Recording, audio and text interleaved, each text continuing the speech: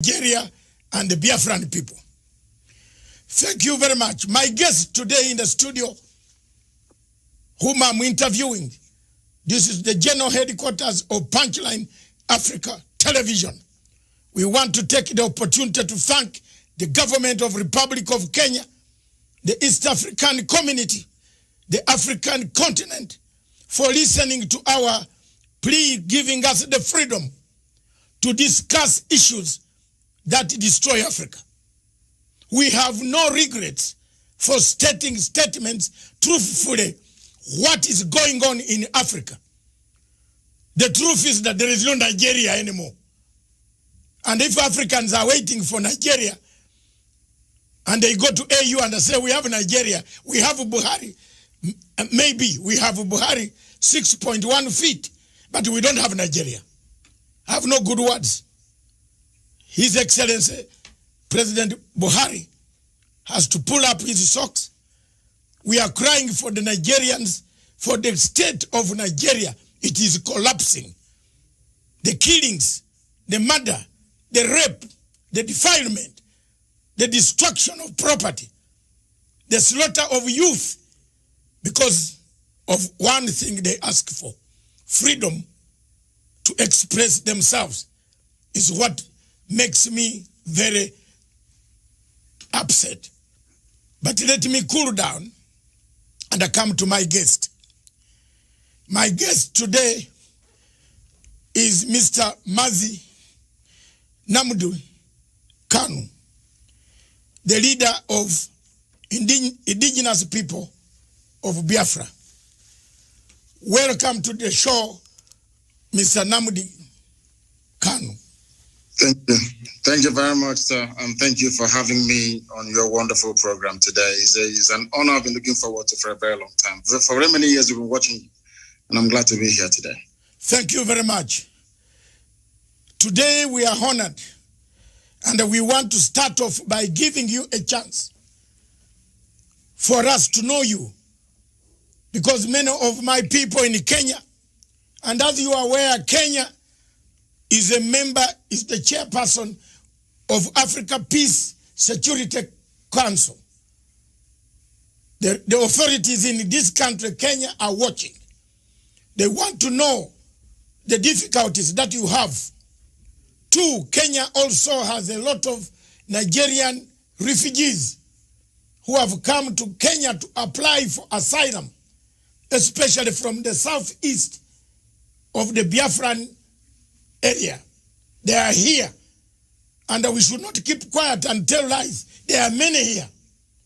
They want to know in East Africa, in Uganda, in Tanzania, in Zimbabwe. I've found very many of them. Zimbabwe has given them a lot of asylum. We want to know you. Who are you, sir? I am Mazi Nnamdi Kanu, the leader of the indigenous people of Biafra, IPOB. I represent every aspiration and hope that over 70 million people harbor all over the world. Our job is to restore Biafra in peace and not in pieces by seeking a very simple route via a UN supervised referendum or plebiscite, as the case may be. We are here to restore our land to the way it was before the white man came. What we are doing is nothing against Nigeria per se. What we are trying to say is Nigeria as presently constituted is not working, and we are doing all we can to try to raise the levels of human development, of our understanding, education, health sector, the economy, and all the rest of it. If we continue to remain in Nigeria, not just are we going to suffer, but the whole continent of Africa is going to suffer as a result, as a consequence of the ineptitude, the corruption, the backwardness, the retrogressive mindset of the people who are presently in charge of that very place. Initially, most people tend to see us as not being Pan-African enough. I am a Pan-Africanist. I believe in the unity of the African states. My preference will be for Africa to have one nation, one government, one people, even one language if that is possible. I am a subscriber to the very fine influence of Kiswahili amongst the people of East Africa. And I wouldn't mind if that were to be the lingua franca for sub-Saharan Africa. I don't mind at all. but we must face reality and we must face facts. We as Africans are tribal by nature. We are ethnic by nature. That is why every Christmas, every Easter, every celebration that we have, we go back to where we come from. We go to our villages, we go to our towns. That is who we are, and we're not going to deny that. What we are trying to do is to reassert who we are before the white man came and destroyed every vestige of honor and dignity that we once had. And in Biafra, we are going to restore that. And from Biafra, the rest of Black Africa will also be free. Thank you very much. Thank you very much for explaining the position of Pan-Africanism. Because critics talk about, as much as we are Pan-African station, we always talk about Pan-African unity. But I've argued my case before the AU, and they said, you cannot talk of Pan-African unity. One part of Africa is bleeding. How that cannot be? In Nigeria, there's one party bleeding. In Gabon, Cameroon, there's one party bleeding. We can't talk about Pan-African and leave people who are bleeding. I am happy that you have touched the word Pan-Africanism. Many Africans, including your former leaders, have said Nigeria needs rearrangement. I picked something from you. I want to see this rearrangement. What is this? Babangida, former President Babangida said Nigeria needs a rearrangement. Yes. Because it can't work anymore. The marriage cannot work. It is true that the marriage cannot work. It is true that the people, the Igbo, are discriminated. When they go to Abuja, they are told, go home. Where, yet the home is Nigeria. Abuja is Nigeria. I've done investigative work undercover, and I've discovered all these things. I'm not being told by you. But I've been with my Nigerian people who have actually ended up being discriminated in their own country. So given this scenario, I want to find out from you, from what perspective do you think Africa should come in, the whole of Africa should come in to bring the plight of the Biafran people, the indigenous people, whom you have been fighting for? How do we come in as Pan-Africans? How you can come in is by doing what very courageous leaders in Africa did in relation to the case of South Sudan. Because in the case of Nigeria, the center can no longer hold. Everyone knows, the whole world is aware of the fact that we are ideologically, psychologically, culturally, religiously, and socially diverse. There is no meeting point. It's a very good thing that you talked about East Africa, for instance. In East Africa, there is some semblance of cohesion because Kiswahili is the lingua franca. Perhaps somebody from Uganda may understand somebody, or should I say some people from Tanzania. Some Tanzanians may be able to understand somebody, let's say, from Rwanda, because they speak the same language, they have the same understanding. So that is the basis for building something called a national cohesion. In the case of Nigeria, that is conspicuously absent. It doesn't exist. Now, the fact of the matter is this. Africa, the way it is presently set up and constituted, are merely colonial constructs, where you have people coexisting happily together. Perhaps they are very fortunate. In the case of West Africa and Nigeria in particular, I have nothing, and I repeat, nothing in common with your average Fulani person. I have more things in common with even a white British person than I do with a Fulani person. I mean, we have nothing in common. Their value system is markedly different from ours. We cannot see eye to eye. I give a very simple example. The recent case of the banning of the movement of cattle on foot in the southern part of Nigeria, for instance. In the north, that is a normal thing for them to have. But in the South, it is absolutely strange having people walking around your neighborhood with AK-47. At the slightest provocation, they kill people. That type of culture is alien to those of us from the South. And that's what we are trying to say. And it's a very good thing that we are not alone in seeking for a distinct, or should I say, separate identity. Our Oduduwa, our Yoruba brothers are also asking for the same thing, because they too have come to the realization that this Nigeria is unworkable. The Middle Belt is doing the same thing. It is not born out of hatred for anybody. That is the mistake that people keep making all the time. Most analysts and, should I say, news journalists tend to think that somehow we hate Nigeria. Of course, that is not the case. What we deplore, what we detest and cannot live with is the level of hypocrisy, the level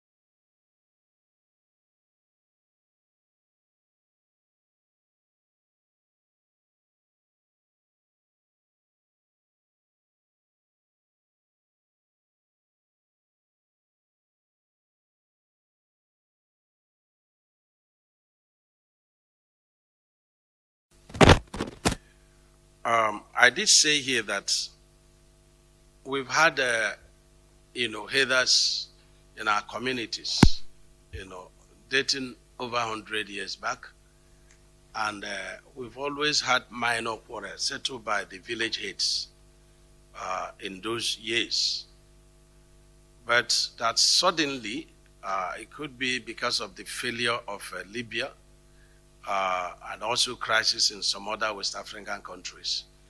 The haters that have been trained violently with AK-47 began to infiltrate, into Nigeria, and Southeast not an exception. And so these are the people that now initiated a different dimension of haters farmers business enterprise. That everyone with a vested interest in Nigeria darker forces began to rape the women. You have just mentioned people began to who are running the show, the oil companies. This For is example, how we came to the conclusion. They are watching. In the sense that they have when never some raised of them are anything arrested, and of course you on should BBC, know better than me, CNN, they don't speak or international agencies. We don't hear, it, and of course, apart from we even struggle the security agencies as Africans ourselves. These agencies are not helping to say there are human rights abuses in Nigeria. Yes. For example, I love what Nigeria, the American embassy closed its consulate in Abuja because of the huge numbers of people applying for asylum to go to the United States. But American embassy did not go far, and the American government did not go far to condemn and put sanctions on Buhari for failing to contain the malaise that has killed Nigeria. Two, if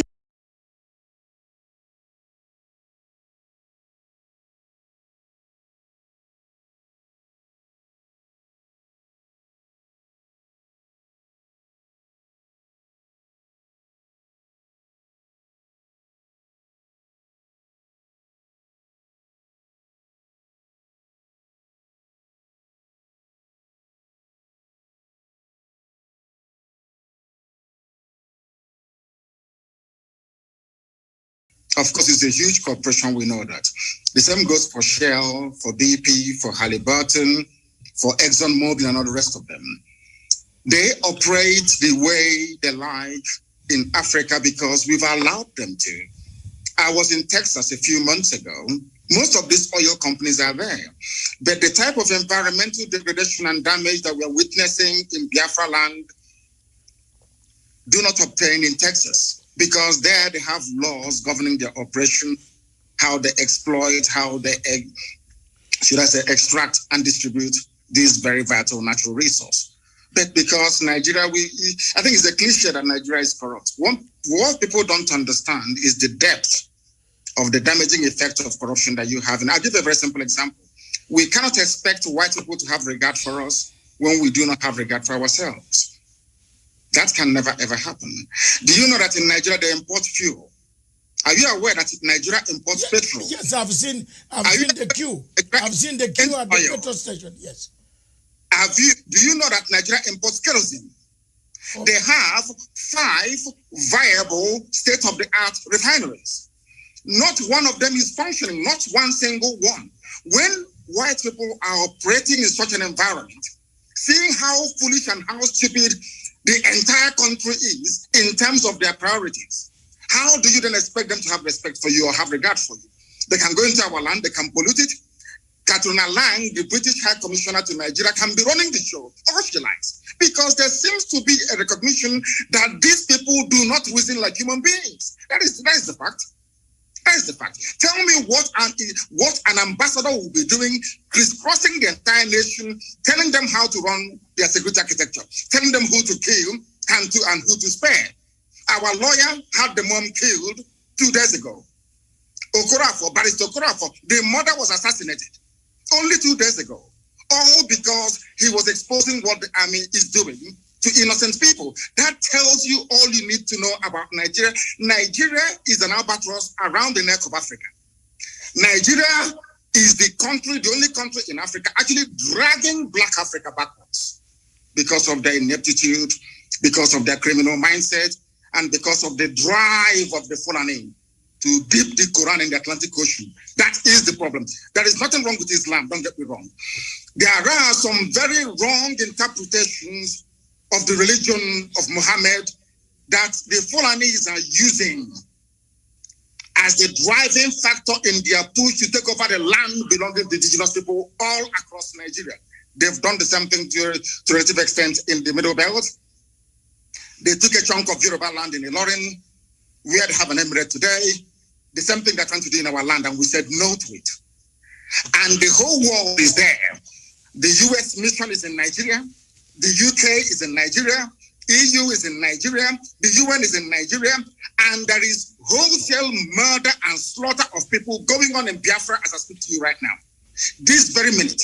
The same people, they claim they know where Boko Haram is from where they launched the attack. The same country is openly supporting ISIS in West Africa. Go to the newspaper pages yesterday, you will see it there.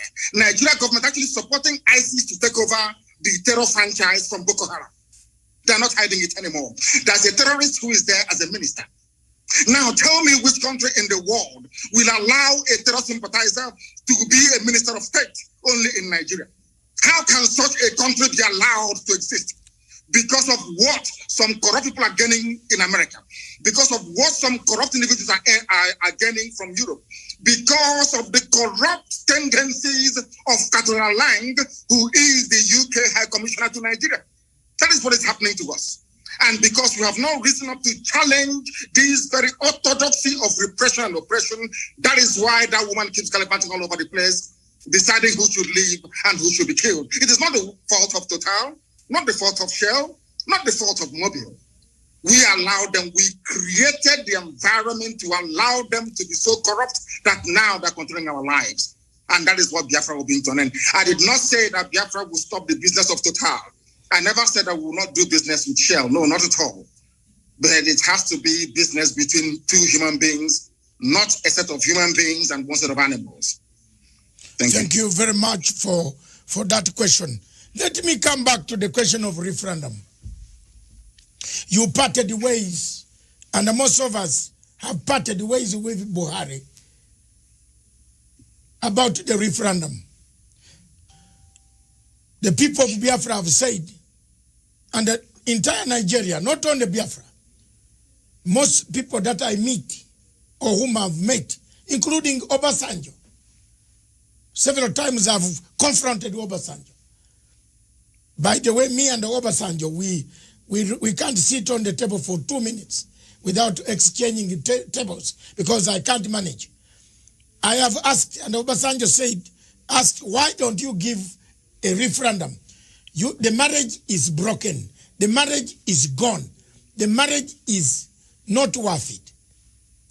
Do you think the referendum issue now can help to stabilize Nigeria? And if so, when and how can African Union, the Commonwealth, the European Union, and the UN can help to make sure that this referendum is put in place? The only way to go is a referendum, because I am a Democrat at heart. I believe that the democratic will of the people must be expressed at all times, and that is the basic governing principle of any viable society. I am an advocate of referendum, and the sooner they conduct it, the better. It's been muted in the past through their so-called rejigging of their constitution, through their so-called sovereign national conference, which has been coming on and off from time to time.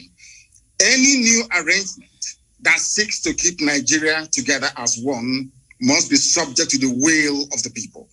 So either way, a referendum is going to come anyway. It may be delayed, but it is ultimately going to come. Now, one thing you must understand is this. There are very corrupt countries around the world. Maybe on the surface of it, they're not corrupt. But they have very corrupt operators that will prefer Nigeria to remain in the very hopeless state that it is in at the moment. Nigeria is in a very hopeless state. A lot of people are making money by virtue of the corrupt nature of Nigeria.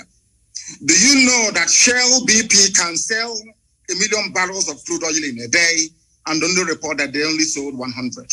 Do you know there is no meter? Where the crude oil is being loaded onto the tankers at the terminal in Biafra land where I come from, there is no meter.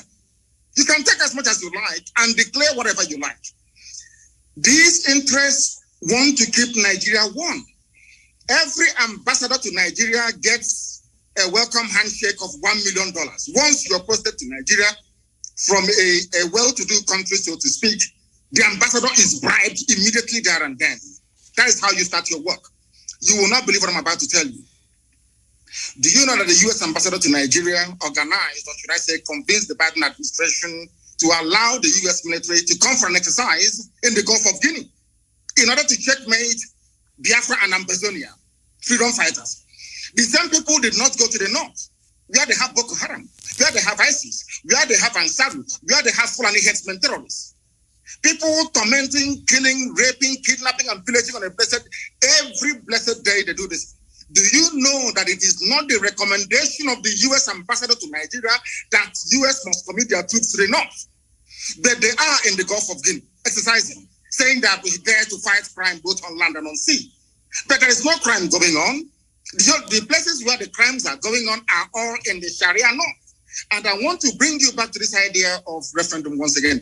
Do you know that the Northerners, the Fulani people, they agitated for Sharia in the 12 northern Fulani-controlled states of Nigeria, excluding Middle Belt?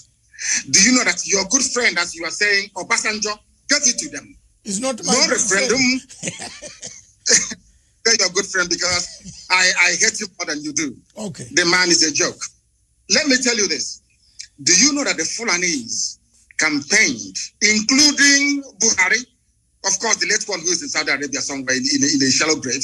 Do you know that these people campaigned for Sharia to be introduced in Fulani-controlled northern states? I think about 12 or 13 states. There was no hoo-ha. Nobody opposed them. In other words, the Fulanis themselves have divided Nigeria into two by virtue of their insistence on having Sharia.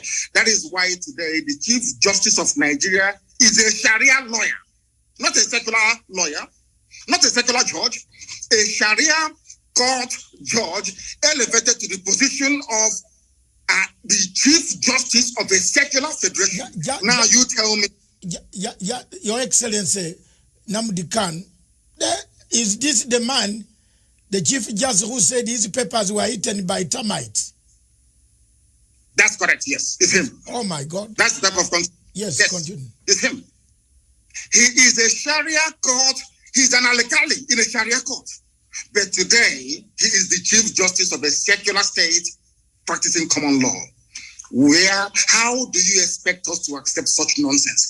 Who in their right mind will live under such condition? Who in their right mind will? That is what we want Africans to understand. It's not that we hate anybody. We are Pan-Africanists. I want one Africa. I want one united Africa, but an Africa found on the basis of justice, fairness, equity, and progress. Not one found on retrogression, on backwardness, on corruption, on stealing, and on looting. That tells you all you need to know about Nigeria. Can you tell me why they're deploying troops to Biafra at the moment? Killing people every blessed day. The same people drafting or asking their troops to be deployed to Biafra land, they know where Boko Haram are. They know where to find ISIS in the north. But they will not go and confront them. It's only to come to the east to kill people because we are peaceful. Such injustice we are no longer prepared to tolerate. And that is why, referendum or no referendum, we are going. We are going. It's as simple as that. Thank you very much, Your Excellency Nnamdi Kanu. Let me bring you back to 1966. Several constitutions had been negotiated, but none addressed the fundamental question of social justice differences, political tensions, economic marginalization, competition, ethnic imbalances. In all this, from 1966, several constitutions have been brought. People started fighting. In 67, the war ended. Since then, military took power. Obasanjo, Babangida, another one who died, and another one, several of them. The changes, nobody has been mentioning what ails Nigeria. At the center of it, it looks like you are mentioning it now. I can see, any observer on Nigeria can see your plight, like just as we can see the plight of many African countries. When you talk of 13 states having Sharia law, a Chief Justice who says his papers were eaten by termites becomes the Chief Justice based on Sharia law and using Commonwealth common law. Now, should the changes be made and should the adjustment be made, is there any hope that Nigeria remains alone? This is a question from a very senior head of state in Africa. He has asked me just now, I should put it to you. He's from southern part of Africa.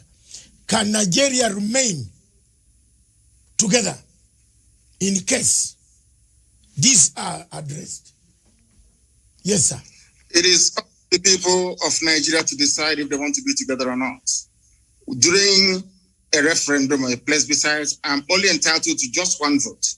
Only one vote. It is now left for the people to decide what to do. That is why we said to Nigeria, we don't want to break away unilaterally. We want it to be done with the consent of the people. And during the early life of this APC terrorist regime in Nigeria, they did actually mute the idea. They discussed it among themselves that whatever new arrangement is being proposed must be subject to the will of the people. I will say to that question, let the people decide. Anything they decide, I'll go with it. Anything that people come together to decide, this is what we want to do, I will submit myself to because I am a Democrat. What I'm trying to say is that the present condition of Nigeria is no longer tenable. It is no longer tenable.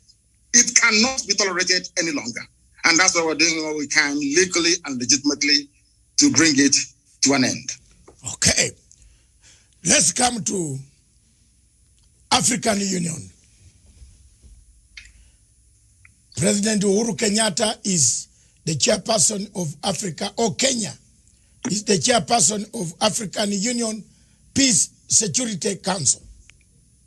He is the chairperson of all peace and security arrangement in Africa. He is also a member of United Nations Security Council, representing Sub-Saharan Africa.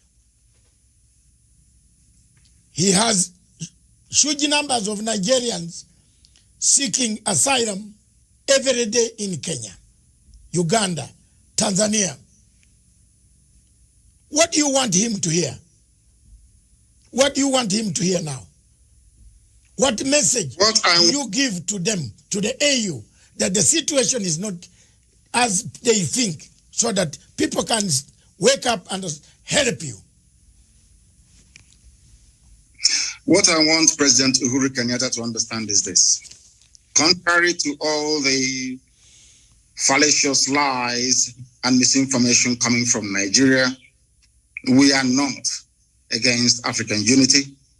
We want Africa to prosper.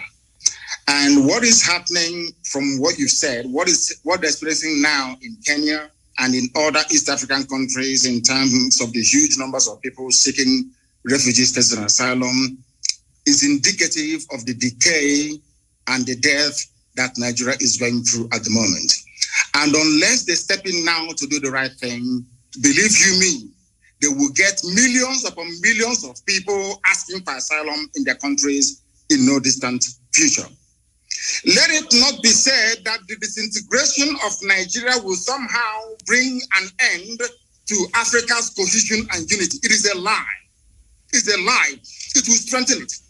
Nigeria is the country dragging Africa backwards, being purportedly the most populous nation, black nation in the world, with vast reserves of oil and gas in my land in Biafra.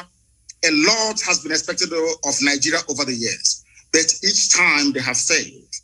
If you go to a place like Rwanda that I'm sure you have been to, if you go to Kigali and see what Paul Kagame has been able to do with meager resources that they have, I am sure the same transformation is taking place all across Ethiopia, taking place all across Kenya. You can see viability of economic life and prospect. None of that exists in Nigeria. They only sell crude oil and they import everything, including refined petrol as well. What I want African leaders to understand today is this, that Nigeria is the problem of Africa. If you terminate Nigeria, it's like a cancer growing somewhere on the body of Africa. Once you get rid of Nigeria, believe you me, Africa will spring to life. Let them not be deceived. Don't allow yourselves to be deceived to think that we need this huge country with huge population and vast natural resources to be relevant in the world, on the world stage. That is a lie. Because the size of Nigeria, the way it is today, was predetermined by our colonial masters. Britain said, we want to use Nigeria to influence every other country in Africa. That was their game plan. Britain wanted to control Africa through Nigeria. It's there in the official documents. And I'm saying to Africans today, don't allow that to happen. As you say, the level of Fulani mediocrity in Nigeria has made it almost impossible. The best way for us to go is for Africans to understand that Nigeria is a tumor, a cancerous tumor, very dangerous one. Cut it out and Africa will be free. Okay. Thank you very much. I just want you to take a slow pace now. I want to come to ask a question that has happened to me also. We seem to be swimming in the same field. That's why you see we are the same. The loss of your parents. You did not attend. I also did not attend the death of my father. I have never buried him. I am in the same category like you. I want us to go slow and say, you were not allowed to attend to bury your parents. How did you handle this? I know I am slightly older than you in years. I have handled. Are you sure? Yes, I am. Are you sure? I'm 65. My goodness, you look very young. Yes, I'm 65. And that's very good. I have, when I lost my parents, I was also in exile in Britain, and I could not bury them. How did you yourself handle this matter, and how do you encourage others? There are millions of refugees on the African continent, in South Sudan. Some of them don't know where their parents are. But the people have gone to make political leadership, but they have forgotten accountability. That's why South Sudan peace process is collapsing, because there's no accountability. So how did you handle that? And did it encourage you and give you resolve to keep pushing for a better Nigeria or a better Biafra? Please.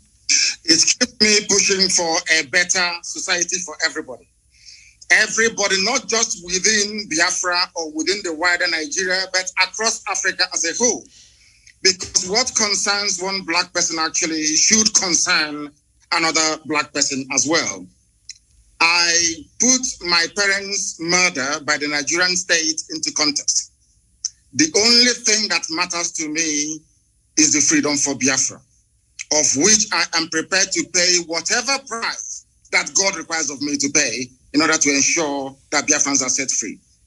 That was how I managed to, should I say, compartmentalize that very grief at that moment in time.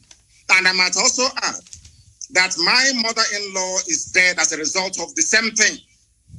2 days ago, one of our lead attorneys, they actually threw a hand grenade into the mother's car and killed her and burnt her body only 2 days ago. I see these things as necessary sacrifice that we must go through in order to restore Biafra, that is essentially the kingdom of God upon the face of this very earth. For that, we are prepared to pay whatever price that we are called upon to pay to ensure that the people of Biafra and every other ethnic group being oppressed in Nigeria and wider Africa is set free. That's my mindset. And that was how I dealt with it. As horrible as it was that I couldn't attend as the first child and as the first son, my father's burial, my mother's burial, but I see them as being very essential sacrifices that one has to make in order to ensure that his people are set free. Thank you very much. I am also the first son, so maybe that's why I started fighting for the Biafran people. Let me come back, take you back to the question of Boko Haram. Yes. You mentioned one point which is very clear. Security agencies across Africa would like to know what ails. Why is Buhari? By the way, is Buhari, or we have a problem here? Because a human being should understand that people are dying. The army, Nigeria has a huge army. Is the army a coward? Are they cowards? Do they protect who? Are they protecting the territory of Nigeria? How does the army allow people to come and kidnap citizens, take them, then in piecemeal release them 2, 3, 4 back? Who are these? Is it an internal collaboration between the army, Buhari, and his generals? Who is commanding this army? Surely the army that cannot even rescue 5 students from girls who have been abducted. What type of army is this? Is there a bigger thing than Boko Haram? I have been requested by another reader from Tanzania to say, why is this Boko Haram menace never cleared? Why is Nigeria not asking for external help to come in to help them? Is it because they want it themselves? Please shed some light to our viewers. I want Africans to understand one fact today.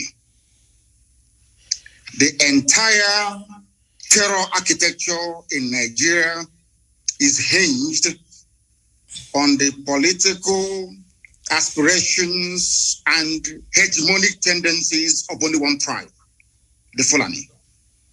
We have no issues with the Hausa, the Bachama people, and all the rest of them. It is the Fulani. And this game plan has been in existence for a very, very long time, nearly 200 years ago. And they must execute it. I want Africans to understand that only the Fulani tribe alone financed and sponsored almost 6 terror groups exclusively by themselves. Before Buhari came into power in 2015, he said, at the height of the insurgency, an attack against Boko Haram is an attack against the North. I will leave that to one side. I want your viewers to understand something today, which previously maybe they may not have been aware of. Do you know that Boko Haram nominated Buhari as their chief negotiator in 2014, 2015? Are people aware of that at all? Do you know that these same people only a few years ago said that these murderers and these rapists, they are our misguided brothers? Do you know that their so-called Sheikh Gumi, who happens to be very close to the presidency, I need you to understand this very clearly, the one negotiating with the bandits, are you aware that their recommendation is for ISIS and Boko Haram to merge together, that they can come south? I want these points to be noted by your viewers all over the world. So when you see these people, you ask them these questions. Do you also know that the leader of the dreaded ISIS in West Africa province, ISWAP, his name is al-Banawi. Al-Banawi is the son of Yusuf Mohammed, the founder of Boko Haram. Do you know that this man was arrested around about the same time that I was in detention in 2015? Do you know that he was released without trial on the orders of the presidency of Nigeria? Do you know that the 4th largest terror group in the world, the Fulani headsmen, which the whole world knows, the 4th largest terror group in the world, the Amiyet Yala, do you know that the presidential spokesman came out and said live on national television that these terrorists are legitimate stakeholders in the government, in the governance of Nigeria? Are you aware of that? Do you know that despite telling the whole world that these murderers and these killers are from the Sahel, they are not Nigerian Fulanis? Do you know they're forcing us today to give them our land so they can settle in perpetuity? Are you aware of that? Let me also shock you this morning. From the office of the Inspector General of Police of Nigeria, a letter came out titled Terror Elements to Expand Frontiers of Attack. In this very letter signed on behalf of the Inspector General of Police of Nigeria, of which Katona Lang and the US ambassador are both aware. Here, they mentioned the specific places where they claim the leaders of Boko Haram are hiding. Understand this. I want the world to know that this Fulani expansionism is a well-planned, orchestrated move to take over the land of indigenous people and hand it over to marauding Fulani nomads across the Sahel. A letter from the IG of Police of Nigeria. In this very letter, they mentioned the names of the places where they felt or they believed their intelligence told them that these people are hiding. They did not send Nigerian army or police there to go and confront them. Instead, they sent them to Imo State. They sent them to Abia in Biafra land and gave them an order to shoot at sight. And I want you as a journalist, I want you as a lawyer to go back and investigate through the history of Fulani-funded terrorism and insurgency in Nigeria. Try and see if there is any instance where the IG of police or the chief of army staff has ever said to the troops, shoot at sight anywhere in the north. It's never happened before, only in Biafra a few days ago. That is to tell you that this is a well-planned pincer movement, basically from the east and from the west, in order to try to take over the geopolitical space of Nigeria for Fulanis across the Sahel. These are the things you need to ask yourself this question. You've been talking about Boko Haram, ISIS, all these murderers all over the place. Ask yourself this question. Has any Boko Haram been convicted before of any crime in Nigeria? Ask yourself this question. Now, let me put it to Africans and to the whole world at large on this your program today. I know that a while back, Al-Shabaab attacked a few shopping malls in Kenya. Is that correct? Yes. Now, maybe you live in Kenya. You are now residing in Kenya. Is that correct? Yes. Don't worry. Yes, I am here. Now, how do you think Kenyans will feel if President Uhuru Kenyatta were to grant some kind of amnesty to Al-Shabaab to now say, Al-Shabaab, you know what? Come and become part of Kenyan army. How would you feel? I think the Kenyans will go to the streets. The Kenyans will catch the Al-Shabaab and will roast them on the streets. Now, let me tell you this. This is something that Africans don't know. Yes. Do you know that Nigerian army being sent to Biafra land today contains elements of Boko Haram and ISIS in it? Yes. Because they are now part and parcel. I've seen the reports, yes. Now, let me ask you this question. When people say we shouldn't fight the army or their police, how do we know who they sent to us? How can you distinguish between a terrorist in army uniform and a serving patriot in Nigerian army? That's the question I'm asking the whole world to answer. How do we know? They incorporated terrorists into their security architecture. How do we know who is who? Okay. How? Thank you very much, Your Excellency. Let's just take a short break and take water because it is hot in here. And I think wherever you are is also hot. It is, yes. The interview is fantastic. It has generated one of the huge numbers in the history of Pan-Africanism and this television station. So let me take some water. You take some water. We resume in 2 minutes. Okay. 2 minutes. Okay, sir. On that question. Thank and you. the world, how do you differentiate between Boko Haram and Nigerian army? Simple question. When Boko Haram has been inscripted, that's better English, yeah. Inscripted in Nigerian army to come and kill the people of the Southeast. That is the question on the table. When we return, this is Matsanga Africa perspective. In Matsanga Africa perspective, we look for hot spots. One of the hot spots is Nigeria. Is Nigeria disintegrating?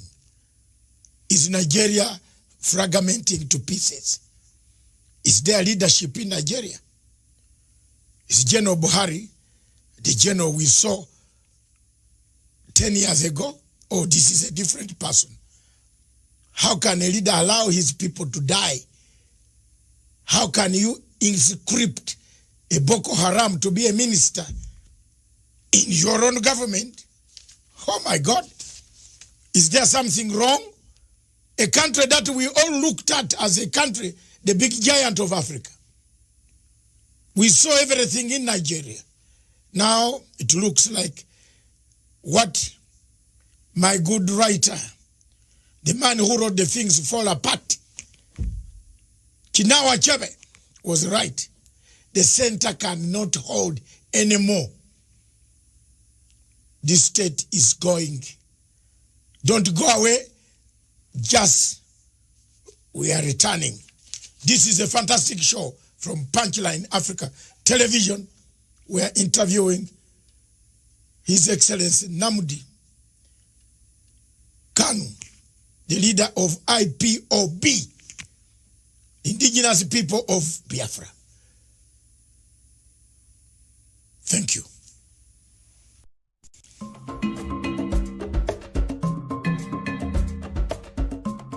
Conflicts exist on this continent.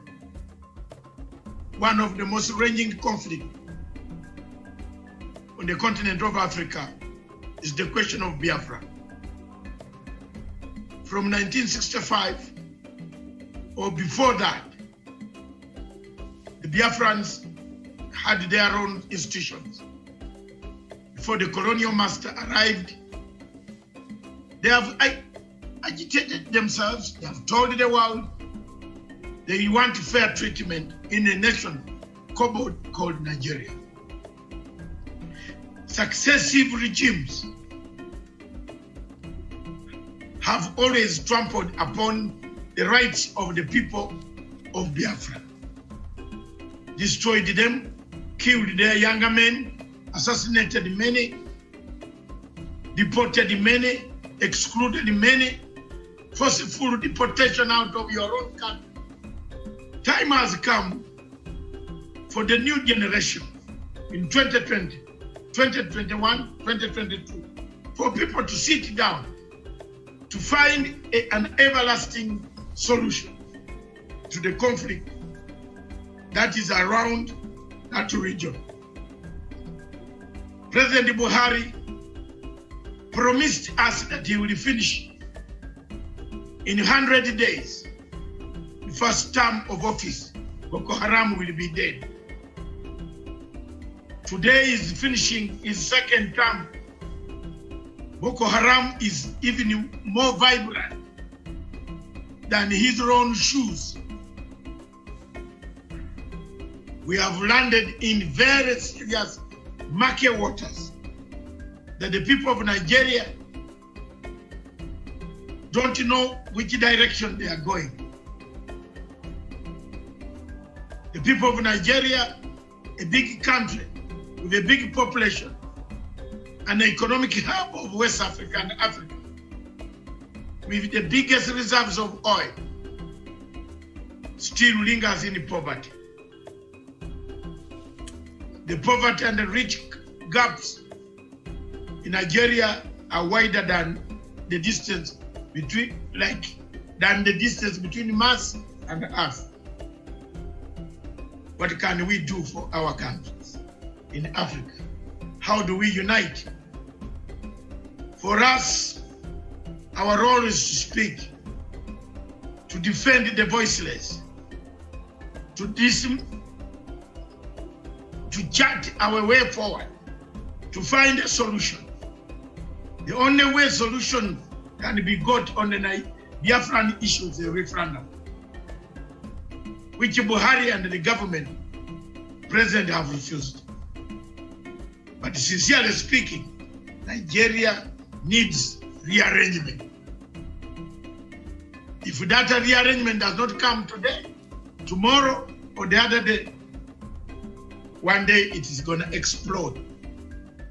People can be pushed, but they cannot be pushed beyond what Biafrans have been pushed.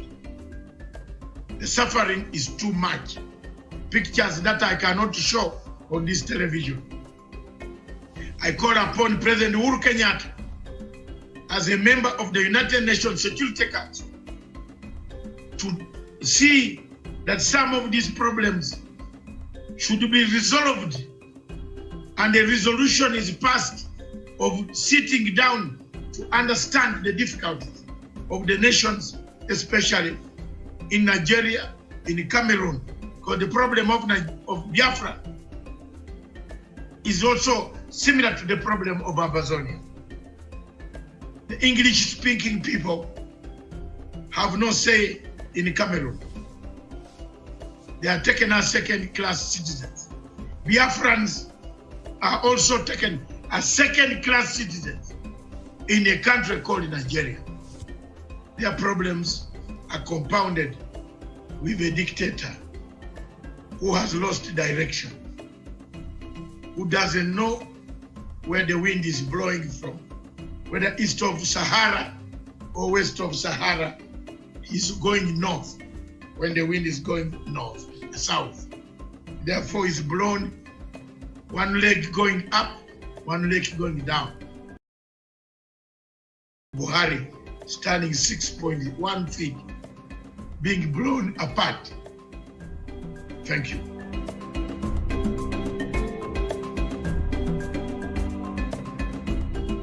Punchline Africa Television. Our show is Matsanga Africa Perspective. In Matsanga Africa Perspective, we look at what ails Africa, what kills Africa, what makes Africa be called a continent of savages. As we can see in Nigeria, that name cannot go away.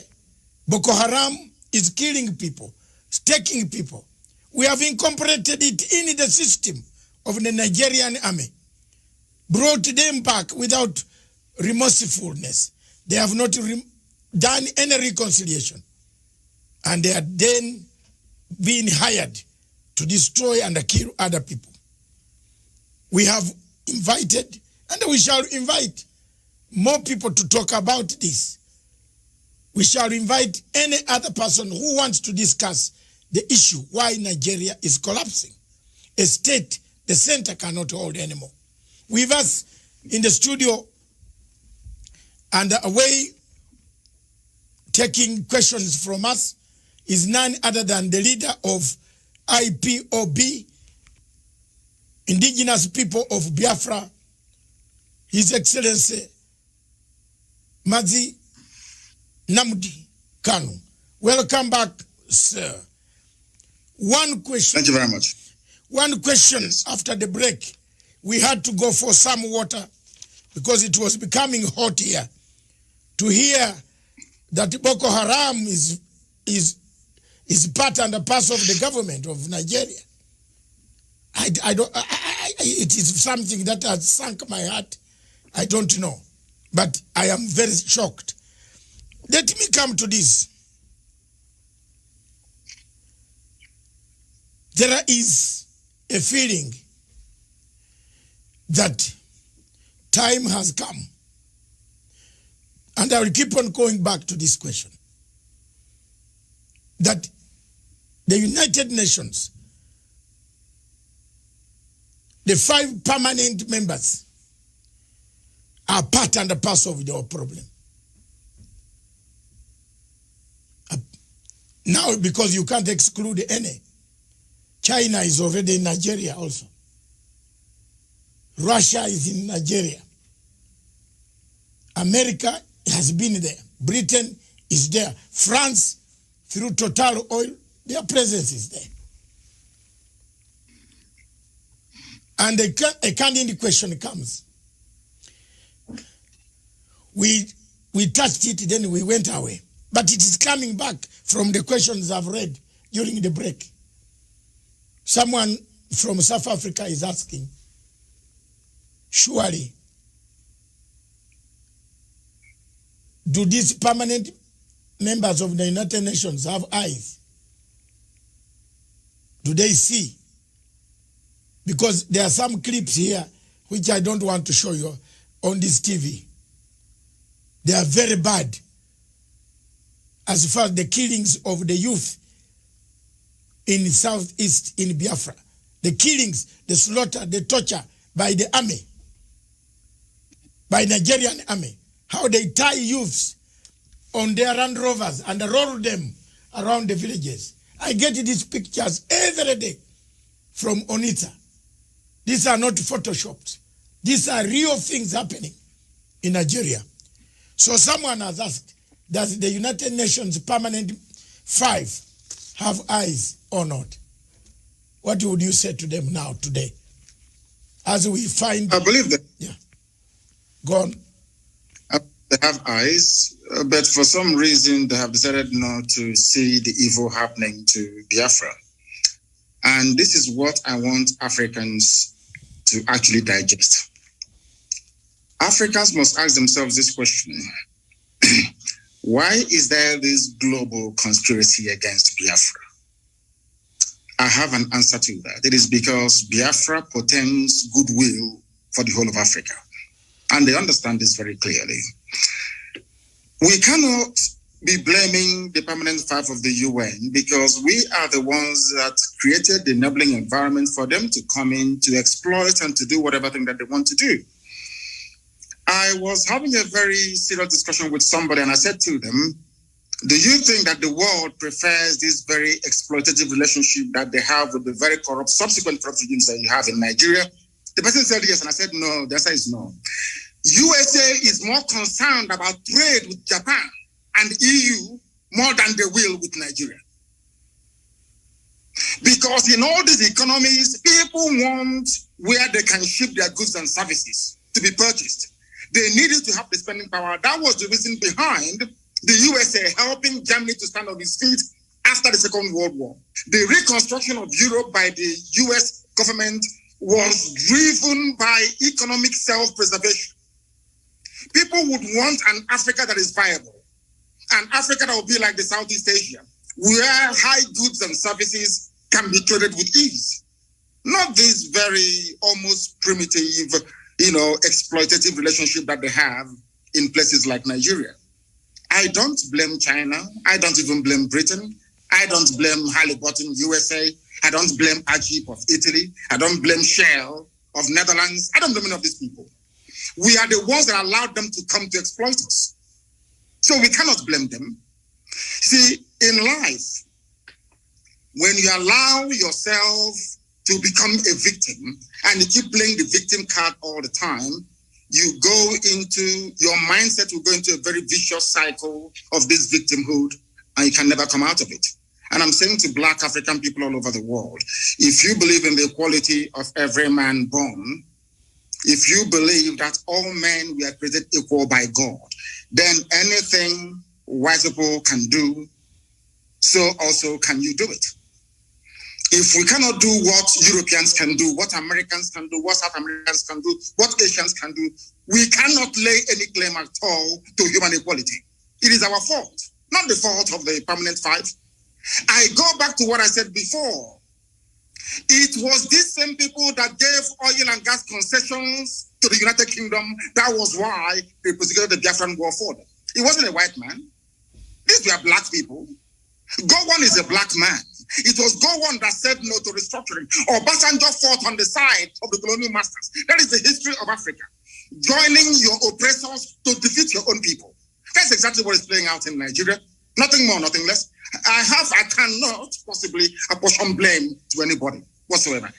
We should be blaming ourselves, because in Africa, we tend to blame other people all the time, whereas the fault lies with us. The fault is ours. I remember one thing that the Chinese government said in 1999 when they took back Hong Kong. Chinese government said the 100 years of shame has come to an end. They never blamed anybody. They never blamed the British. They blamed themselves for losing Hong Kong in the first place to the British. And that is how real men should be able to appraise their condition. That we are poor, we are ravaged by poverty, disease, ignorance, and backwardness in Africa is our fault. Not the fault of the Europeans. If we decide to rise up tomorrow to say enough is enough, believe you me, we can transform Africa within only 2 years. After all, Paul Kagame is doing something in Kigali. Why can't we replicate it everywhere else? We must learn to put our people first. When a head of state gets up in the morning and buys a property in Europe, what do you expect? That means you don't love your people. When he gets up in the morning and decides to buy a private jet, that means he doesn't love his people. And these are clear facts. I cannot blame anybody for our plight. I blame ourselves for it. And that is why we are rising up. And I want to make this thing categorically clear so that the whole world can understand me. It doesn't matter what they do. It doesn't matter what the greatest powers on this earth does in relation to Nigeria. Biafra is going to be free, or we all die in the process. I swear to God Almighty in heaven. Death is better than what we are passing through right now in that zoo called Nigeria. And we must be free. I said must. We are not begging anybody for it. It's about, before the white man came, there was Biafra. Before Britain was created, Biafra existed for over 5,000 years before the formation of Britain. How did they decide where I should live? How did they decide which identity I should have? How can a white man come from Europe and decide to call me a Nigerian? What is the meaning of Nigeria? Nobody knows. We must go back to who we are.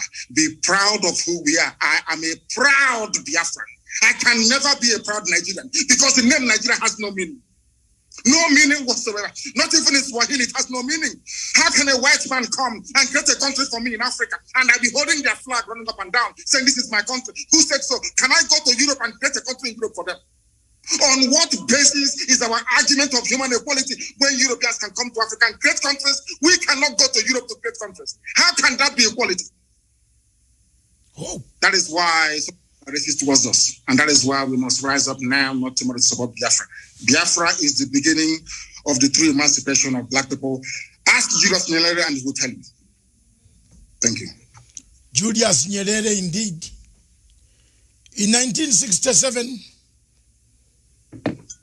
the late Julius Nyerere was the first man with Dr. Milton Obote. That's why I, on this microphone, I still carry the flag of Dr. Milton Obote. They are the first countries in Africa to recognize Biafra. So in case people are asking why we have interest in Biafra, I follow both the leaders because I have lived in Tanzania and I am a Ugandan. And I live in Kenya. I live in Europe. I'm a global citizen. I follow Pan-Africanism. Indeed, one other question before I bring this to your side, you address your people, and then we make it, call it a day. We have covered most of the things. Some of them you will bring them in your own address, which you will be given a chance to do so in 15 minutes also. There are so many ways, constitutional ways, of struggling for freedom. I believe you know where I'm going now. Of course, yes. We have tried. For over 10 years, you have tried. You have done so well. You have awoken the people and said, wake up. We are being slashed one by one. Buhari has allowed people to buy daggers. You know, I saw my investigative journalist came across 100,000 daggers. How do you buy daggers for who? You import daggers. Are there so many cows to slaughter in that place? I looked at it and said, these are daggers to come and kill other people. If the constitutional route of referendum fails, what other constitutional means would you use? We insist on constitutionality. Yes. And we are going to have it.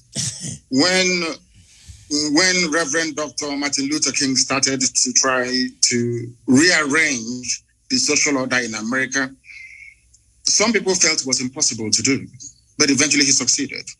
When Nelson Mandela, and I'm sure your good self, and all other anti-apartheid campaigners started, even with the support of Margaret Thatcher and Ronald Reagan, this is something people don't know, that Ronald Reagan, a very powerful president of the US, and Margaret Thatcher, of course, the young lady, they all supported apartheid South Africa. They did. They were the ones that labeled ANC a terrorist group. Some people don't know this. It was only a few years ago that the name of Mandela was, should I say, erased from the logbook of terrorists in the United States of America. People don't know this. We are going to insist on what is ours and what is right. We've been occupying our land in perpetuity since the creation of man on this very earth. Somebody came and decided to change our identity, and we said no. The person said, okay, if I'm leaving, I'm going to hand you over to a more brutal caretaker, which are the Fulanis in this case. And that is why they're killing us and killing us till tomorrow. I want to draw your attention to something very, very critical. The order given by the Inspector General of Police of Nigeria to predominantly Fulani soldiers and Fulani police people to go to Biafra land to kill people. Had this announcement been made by any other police chief anywhere in the world, believe you me, there will be someone to appear in hate the next day. I want to read for your audience. I'm going to quote him verbatim what he said. The IG of police in Nigeria said, he's a Fulani man, mind you, don't mind the media shout, do the job I command you. If anyone accuses you of human rights violation, The reports will come to my table and you know what I will do. So take the battle to them wherever they are and kill them all. Kill Biafrans all. Don't wait for an order. What another order are you waiting for when Mr. President has ordered you to shoot anybody carrying AK-47 assault rifle? Quote me, even a dead policeman can be tried and dismissed from the force, and his family will not get his benefits. And this is from a police chief. Do you know the funniest thing, or should I say the most astonishing thing of all? The EU has a presence in Abuja, in Nigeria. The British High Commissioner is there, Katuna Line. The US Ambassador is there. They've not said anything at all. In other words, that leads us now to believe that exactly what happened between 1966 and 1970 is about to happen again, which is kill as many Biafrans as possible. I want all Africans to understand this, that this very policy of genocide and slaughter is sanctioned by the US Ambassador in Nigeria, sanctioned by the UK of all people. Tomorrow they'll be singing songs of praise about human rights abuses, what China is doing, what is happening in Gaza, what is happening in Rohingya. But in Nigeria, they sanction the killing of Biafrans in broad daylight. What sort of justice is that, I ask?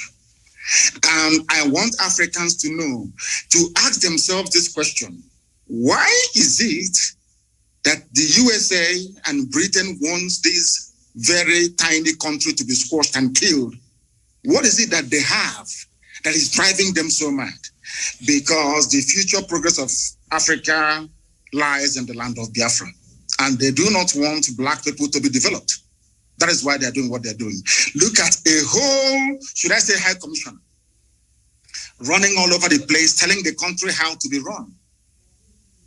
The same things that Kwame Nkrumah, Julius Nyerere, Azikiwe, all of them, Patrice Lumumba, Jomo Kenyatta fought. The same thing that Mandela fought. Black people are now tolerating it. The same thing we are fighting. We want independence, we want self-rule. Today, this very morning or afternoon or evening, one woman is crossing the whole of Nigeria, telling the Nigerian police who to kill, telling them who to shoot at. Now tell me how I can be in a country where the chief of police have targeted my people for extermination and the whole world is quiet. Tomorrow they'll start blaming us for one thing or the other. But we're not backing down because Biafra is coming, and I assure you no Jupiter can stop it. Thank you. Thank you very much. I just want to ask my final question. What does the future look like for Biafra? I'm interested in that. What does the future? Because let me come first. I've struggled for Sudan. My television and my TV struggled for Gambia. You remember you were listening to me when Yaya Jammeh switched off all television stations in Gambia. I took my satellite quietly in Gambia. And Yaya, with all the army, could not know that I was broadcasting from his own place. I took my satellite phone and we did help to liberate Gambia. I'm proud that South Sudan today, I played a part to call Dr. Riek Machar. You know, at the time, the people, Your Excellency Nnamdi Kanu, think that when you interview a man who has a different opinion from the government, you are giving them platform. Yes, we must hear. When we talk, then violence will stop. If we keep quiet, then we shall perpetuate violence. So we should keep on talking. And I picked up a phone called Riek Machar in South Africa, where he had been put under house arrest. I shouted on this television to IGAD and the AU. I made noise to the British and the Commonwealth Office. I said, how do you lock a person who should be negotiating peace in South Sudan. Took about 2 months, 3 months. Riek was set free, was told you can now start the negotiations. Everything I've touched on African continent in my 65 years, I've resolved. I resolved a big, huge conflict in Uganda. I think you already know. Between the Lord Resistance Army and the President Museveni.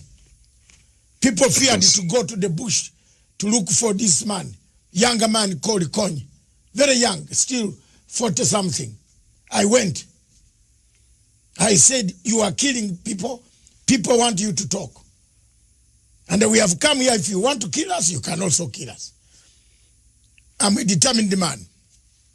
I want you to paint for us a picture of a Biafra that does not look Savimbi way. You know where I'm coming from. You have read the Savimbi history. I do. We give him everything, then he turns up, he misuses, he lets us down.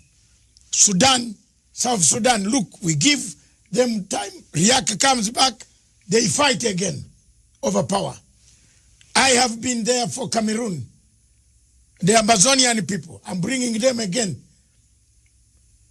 Now they have several factions. You don't know whom to call. One calls you, don't call that one, don't call this one. That, you see, these are things that worry me in Africa. Paint for me the picture of a Biafra you want. Yeah. Whether today, tomorrow, whether you are there or not there, whether I'm there or not there, we want to see the picture of a Biafra. I love the people of Biafra myself. I love them with the bottom of my heart. From the bottom of my heart, I love them. I don't care about Buhari, what he can say. Whether we meet at the AU, I will point fingers at him. I will. It is coronavirus that has made us not meet now. But if AU was meeting in Nigeria, I would wrestle him. I don't care. Because this is something that is paining the people of Africa. And you can't wear long kanzu, this long clothes, and come there to impress us with your perfume when people are dying. Therefore, I want you to paint for me a picture of a Biafra. What type of Biafra do you want? The type of Biafra I want is the Biafra of my ancestors, the land of the free, where people are allowed to pursue their daily endeavors without interference from any higher authority, where individual and collective autonomy of every component, ethnic, nationality within Biafra will be guaranteed, not just by law, but by virtue of our existence as dignified human beings. A Biafra that will be demilitarized, a Biafra that will be forward-looking, innovative, creative, run on clean, green energy, not reliant on gas or petrol. A Biafra where the police will not bear any arms.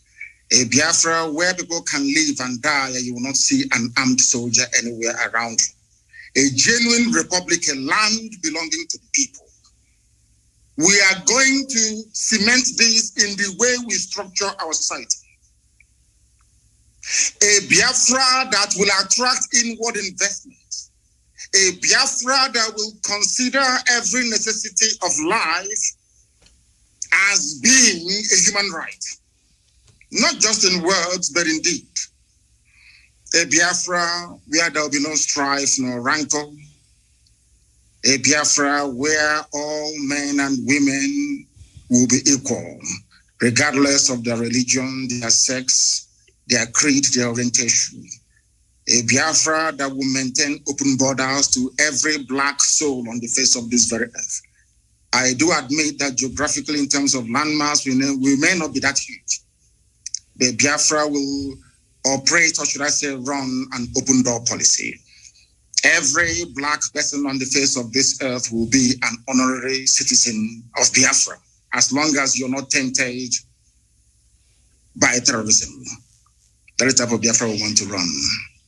A Biafra where Europeans will sit back and say, we never knew that such innovation and creativity will be possible. A Biafra that, should I say, the likes of Rwanda is a forerunner to, because today they are doing very well as well. That is the type of nation we are going to build. A truly democratic nation, not through the force of arms, but through dialogue and negotiations at all times.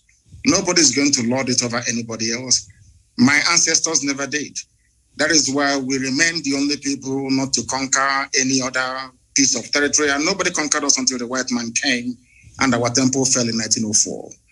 That is the land we're going to go back to. A Biafra of very many nations, a Biafra of autonomous nations within, governing themselves according to their own rules, where nobody will sit at the helm of power and dictate for others what to do. And we are going to accomplish it by the grace of God Almighty in heaven. Now, I know that constant references are being made to Southern Sudan. But I want to let people understand that even after the USA became free from British colonial rule, they also went through a very bitter civil war. And that did not stop them today from becoming preeminent in every sphere of human endeavor, militarily, economically, socially, in every way. So I do believe very strongly that Southern Sudan will rise up to be strong once again. All these are teething problems. You also mentioned the issue of factionalism. It is when people put the interest of themselves and their controllers well and above that of those that they are serving. That is why I said, and I have said this repeatedly, I will never ever lead Biafra politically. Once Biafra is restored, my job is done.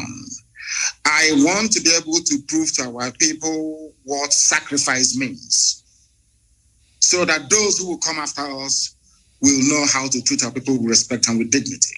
The thing about Africa is somebody gets into power and they want to stay there forever and ever, see if there is something in it. The little work that I'm doing for Biafran people is very tiring, very, very stressful. Sometimes I don't even know how these presidents manage to sleep. Maybe they don't love their people that much. If you love your people, you cannot sleep at night. Any president in Africa who is not suffering from high blood pressure, you are not sick. That means you're doing something wrong. You're not doing what you're supposed to do. If you're concerned about your people, then I expect you to be very ill at all times. So that is the type of Biafra that we need. That's the type of Biafra we're going to have. A type of Biafra where the wealth, well-being of Sub-Saharan Africa flows from. And I can assure you we are going to deliver it. We will deliver it. The Pan-Africanism that we talk about is going to start from Biafra, because mind you, I did not say that we're just going to have Biafra and then we shut up all the borders. No. What we want to do is to return to our organic political, cultural arrangement. Should Biafrans wake up the next day to say, oh, we want to be the same country with Oduduwa, all well and good. Should Biafrans wake up and say, oh, we want to expand into Amazonia, all well and good. As long as you take the consent of the people with you, this nonsense that the Europeans did in Africa, we want to reverse it. That God Almighty heaven may look down and be very proud to say that at last, I have people who are after my heart. And that's what we intend to do with Biafra. Thank you very much. Thank you very much. Viewers, we seem to have covered most of the areas. It is the first time and it's not going to be the last time. Until we liberate, until we achieve the objectives, the aims, the vision of a better people on the African continent. His Excellency Mazi Nnamdi Kanu will return at one time to give us his other views. By then messages, today the leaders in Africa watching for your information, I linked this to South African President Ramaphosa I linked this to, of course, the president here. His handlers are watching. President Emerson Mnangagwa, Office of Foreign Affairs, and his President's Office, they are watching. Several SADC members and several African, Your Excellency, the Pan-African President in Kampala, President Yoweri Gakuta Museveni, he has added another name, which is very complicated. He's watching. He's interested in the Pan-African views. They are watching. They watched. But I want now to calm down and slow down and give you a chance. Give you another 5 to 6, 10 minutes. Enjoy them. Tell your people the message. Send it to them. Millions of them, millions and millions of them. As we talk in Onitsha, in Abra, in all those places, in all those states in Southeast, those who are suffering under the heavy, disguised Boko Haram terrorists who have invaded, they are embedded in Nigerian army, coming to kill people. Give them hope. Give them hope that salvation is on the way. Give them hope that tomorrow will be a better tomorrow. Give them hope that Africa is aware. Give them hope that the world is not doing nothing. What we have done today has enlightened so many people, so many countries that have Nigerian refugees who are fleeing because Nigeria is disintegrating. They are benefiting from this program. And it affects the security of the entire Africa. This floor is yours. Take it away. Thank you. Thank you. Thank you for having me on this program. I've been a very big fan of yours for very many years. And I have studied you extensively. Once again, accept my most humblest respect to you and to the entire crew that put this thing together today. I want our people to understand one very thing. At the end of this very race, Biafra is going to emerge. It doesn't matter what anybody does. And to our African friends and brethren, I want them to also understand this. We talk about Pan-Africanism. Pan-Africanism cannot take off without Biafra, because we do need a genuinely free country in Africa to be able to drive that very critical and important initiative. We are seeking to build a country that God Almighty in heaven will be very proud of. And though the Janjaweed, the Fulani Caliphate, have sent their armies of conquest into our land, that this very day, we don't even know if those who are killing us are doing so on behalf of the Nigerian state or they're doing it on behalf of the Islamic Caliphate. Because as we well know, ISIS is now in Niger State. Very soon they'll be in Kogi, and then from Kogi they'll come into Anambra, and the real war will begin. Remember, very many years ago, I told you one very critical point for you to bear in mind at all times. So basically to guide you in all your deliberations and your thinking about Biafra. They're going to kill us. That is true. But that is not going to stop Biafra from coming. We are going to do all we can to defend our land and to defend our people. The whole world may appear to be against us, but we have done nothing wrong. That is the most frightening thing about this whole thing. If you ask the world, what did Biafra do wrong to you? Nobody can tell. Nobody can actually explain to you properly, because they want a world where very illiterate nomadic set of people will be in charge of governance, where you have refineries and they're no longer working, where you produce oil and gas but still import kerosene and fuel for your cars, where they want to impoverish the people. For those who may not be acquainted, or should I say familiar with the book that one of our very good friends wrote in years gone by, Walter Rodney. He was at Dar es Salaam University where he was assassinated by the CIA very many years ago. Walter Rodney wrote a very compelling book called How Europe Underdeveloped Africa. What we are witnessing today is precisely what he was trying to explain to us. If you allow yourselves to be taken over by greed, by self-preservation and the trappings that you find in North America and in Europe and in Far East Asia, you will never ever develop your land.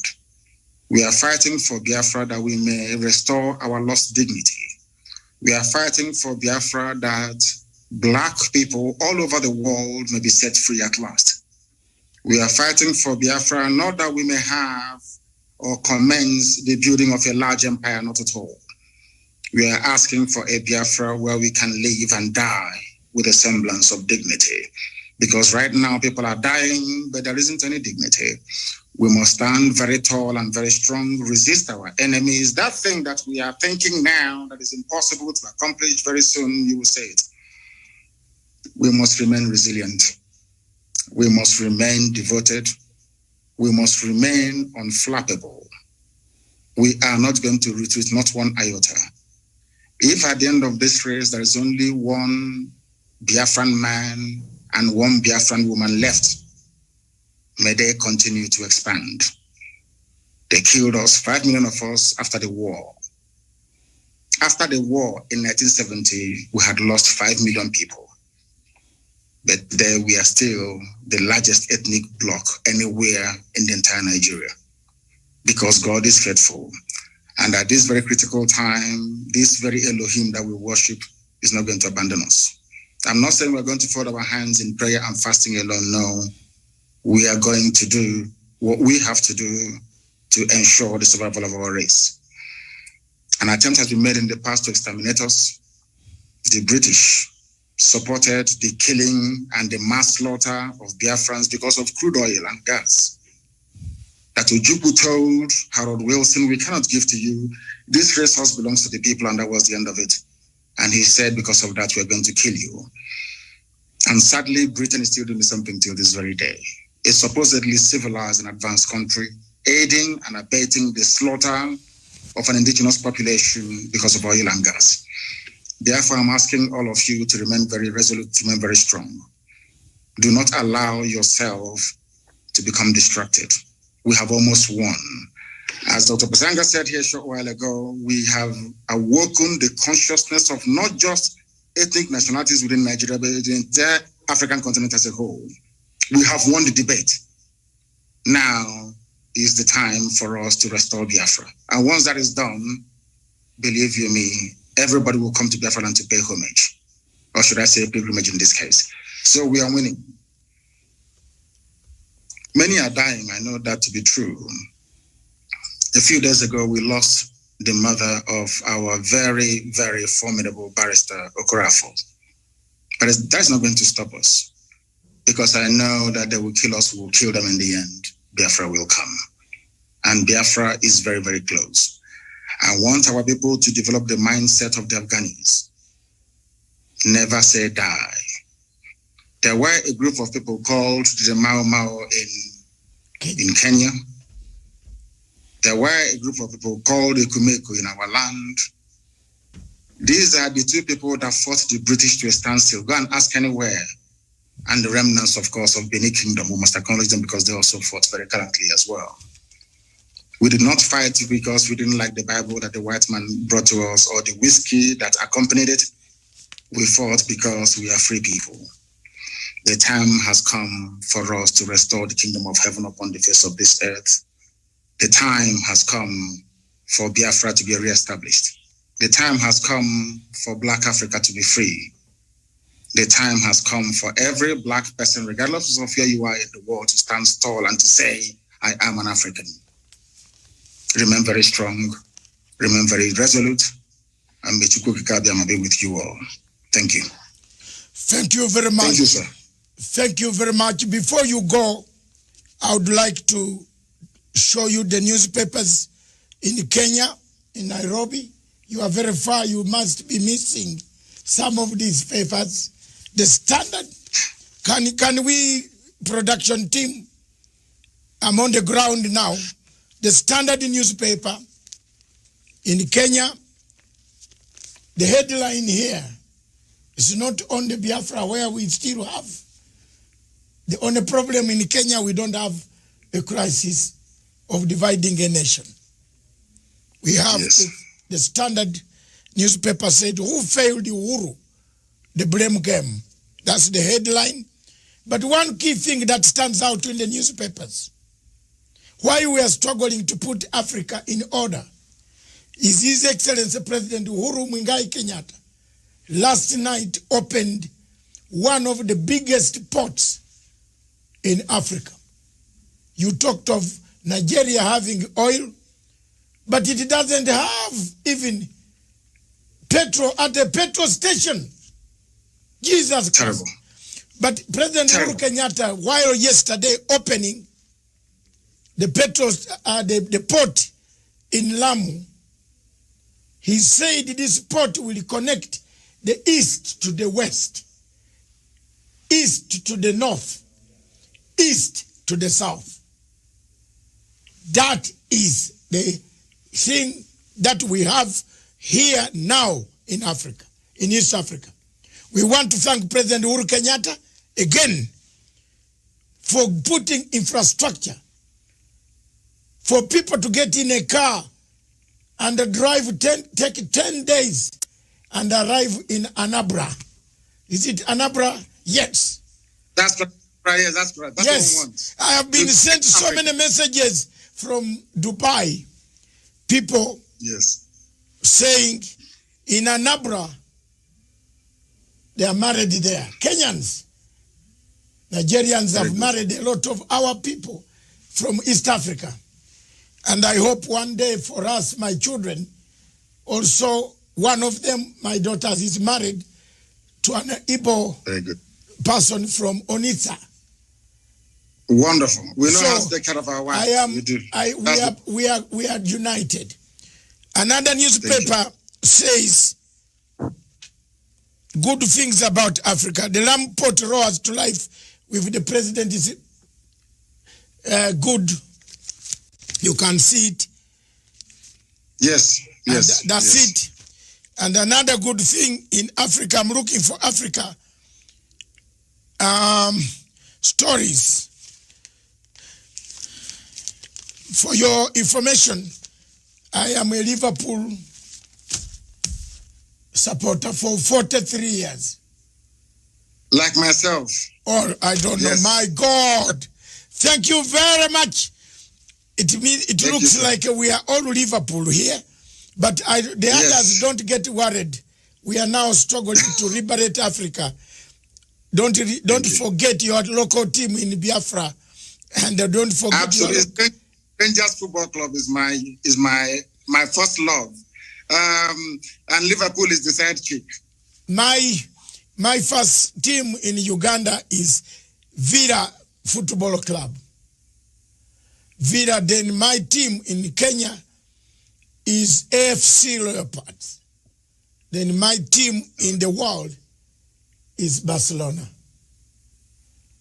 Wonderful. I die with the people of Cantona. I like Cantona.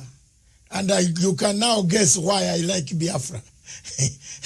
Yes, of course. So thank you very much. Thank you very much. For having me. Thank you very much, Honorable His Excellency Nnamdi Kanu, the leader of indigenous people of Biafra.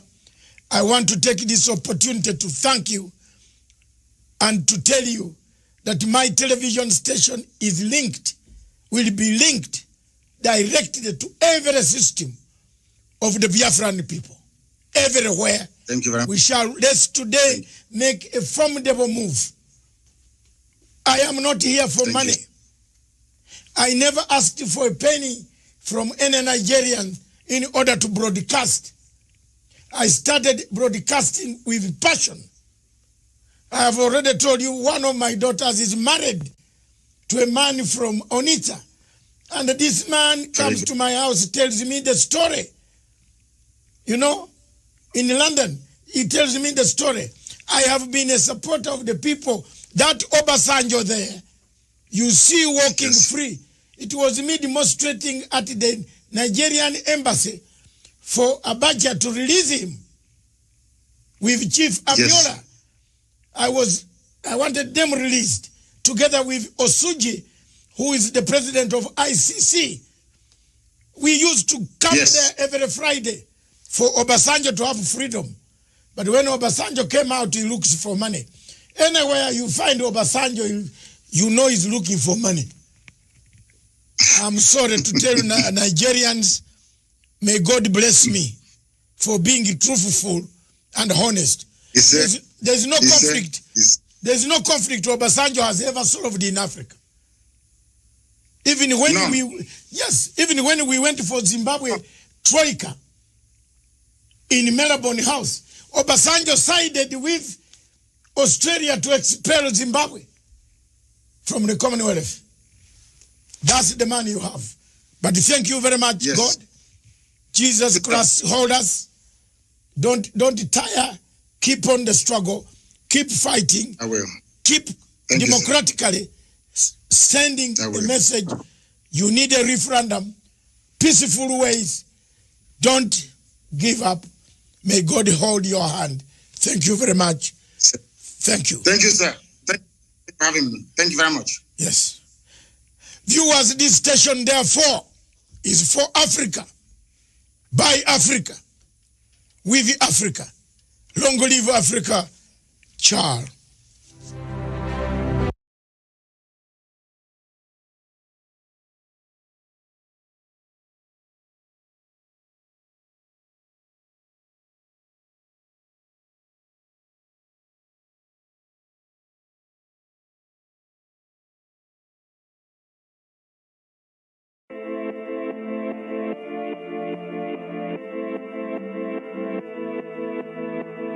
Why you hating a brother?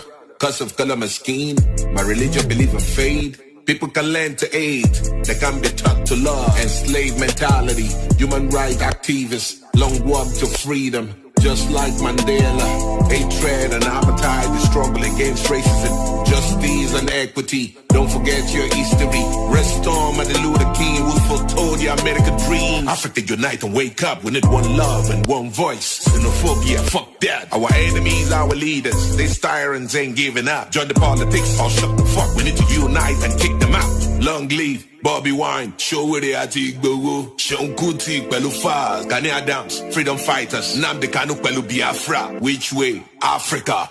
You don't like Bobby Wine, Afakulu. You don't like Shaware, Afakulu. Bugwata Sunday, Igbo, Afakulu. You don't like Nnamdi Kanu, Afakulu. Afakulu. Afakulu. Afakulu. You be Mungu. Afakulu, Afakulu, Afakulu, you be Mugu. Hola MTV Africa, Sound City and Trade Steve, your propaganda and politics. Making money from Africa, recycling individuals. There's no peace in Uganda, no human rights, no justice. Boycott the mama. Take mama to Ghana, South Africa, Tanzania, Ethiopia and Senegal. Shout out to OHIP TV, Nigeria, Kenneth Music, the foundation, they made it happen. Multi-choice, word up, big brother, pay my money. You don't like Bobby Wine, Afakulu. You don't like Shaware, Afakulu. Bugwata Sunday, Igbo, Afakulu. You don't like Nnamdi Kanu, Afakulu. Afakulu. Afakulu. Afakulu. You be Mugu. Afakulu. Afakulu. Afakulu. You be Mugu.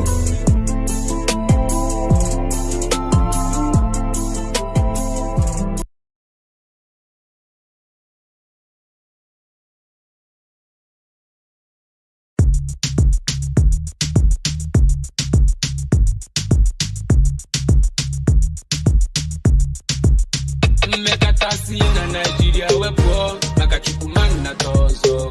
Mekatasi na Nigeria wepo makachukumana tozo. Ifene melu gudu na banyanya midi ya melu manna tozo. Oh no no no no no, oh witelumo ya melu manna tozo. No place like you, ani kuyo mana manna tozo. If it vex you, commit suicide you, mana manna tozo.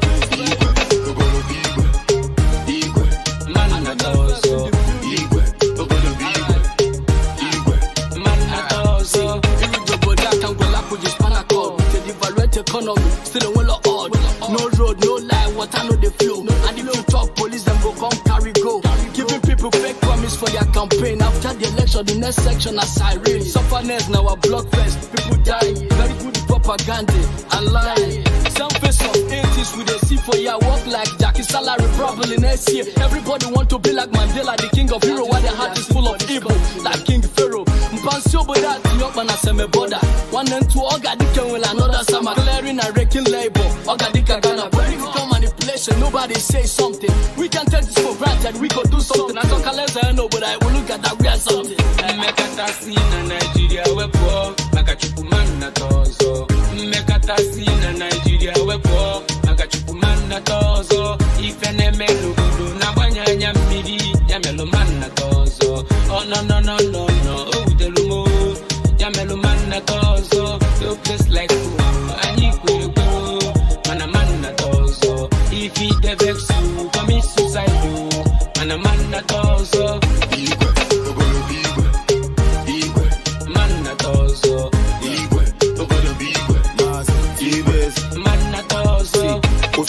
Agaya nganabo ijidoke mona gikeya nkenabo woke kwesiri turu ya mabatambo motiesi dizi ugba anyị noze na nko anyị chọrọ leader abụrụ erula nkege mobodo anyị nọkọ dịtụnụ beta enye ndị ọchịchị ego anyị akpachie ma chezo n'ọtụtụ mgbenye afụbeghị tachie economy dị high ka BP ọtụtụ na-akwụgharị with CV ọtụtụ ndị anyị ka nọzi GG delete all this ọ na-enye nụmụ MP our country chọrọ dị ka America Manye nwere love kandi America. Ya menji gwanu Jehova na ntawa na dizu makachi manna tata kwe. Mekatasi na Nigeria wepo makachupumana tozo.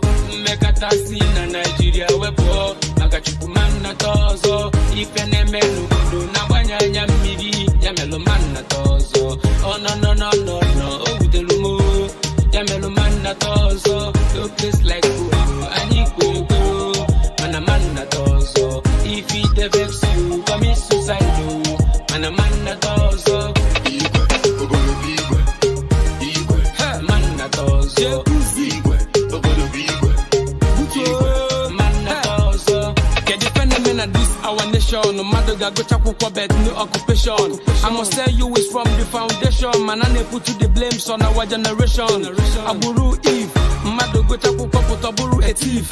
Any nation they down for jubilation. Let me see you raise your hands and shout congratulations. I will peace, basa this bad information. Fuel rigo, gas rigo, oil rigo, kedebage bido. Anyway kugo, unuwa nugo na waga yimehari amalona ofugo. Obodo polapo, anywa tola to by 30 years. Imana guys cholo, igo moto lono no na pia na baba. Buto mekatasi na Nigeria wepo makachupumana tozo.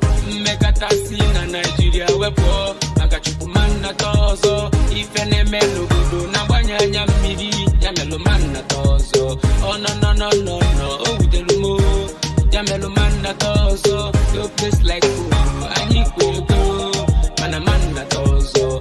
If he vex you, commit suicide. Manamana tozo. Manna tozo. Manna tozo. So iche kwa na azadoro na river Niger bi. Vekle kamo atawa vex.